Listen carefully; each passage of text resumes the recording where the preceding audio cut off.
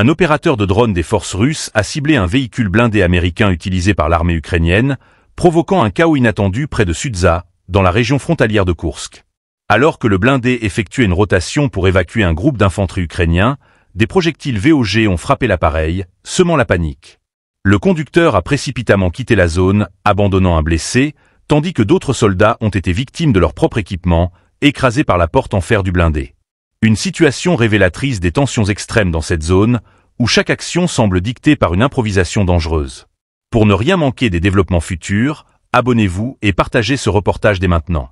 Des tirs amis au sein des forces ukrainiennes ont également été signalés dans le district de Sudzansky, où un char aurait ouvert le feu accidentellement sur ses propres troupes près du village de Nizhniklin.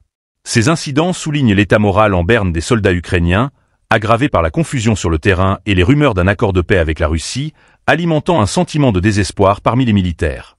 Pendant ce temps, les forces russes poursuivent leurs efforts pour consolider leur présence stratégique. À Novoivanovka, elles tentent de repousser les Ukrainiens de la partie ouest du village et de sécuriser l'autoroute Kornevo-Sudza, tout en renforçant leur position à Dariino pour une éventuelle avancée au sud. Cependant, ces mouvements restent entravés par des frappes ciblées de missiles ATACMS fournis par les États-Unis. Le 23 novembre, 5 missiles ont frappé une division de défense aérienne S-400 près de Lotarevka, causant des dégâts au radar et des pertes humaines malgré l'interception de 3 projectiles.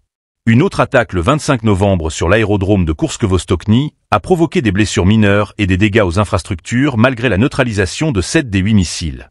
Ces événements reflètent la brutalité et la complexité des combats dans la région de Koursk, où chaque jour intensifie un conflit qui semble loin de s'apaiser. Ces incidents mettent en lumière la brutalité du conflit dans la région de Koursk, où chaque jour apporte son lot de tensions et de chaos. Entre frappes aériennes, affrontements terrestres et erreurs fatales, la situation demeure critique et imprévisible. Alors que les hostilités persistent, les regards se tournent vers les négociations internationales, espérant une issue à ce conflit meurtrier qui affecte profondément les populations des deux camps.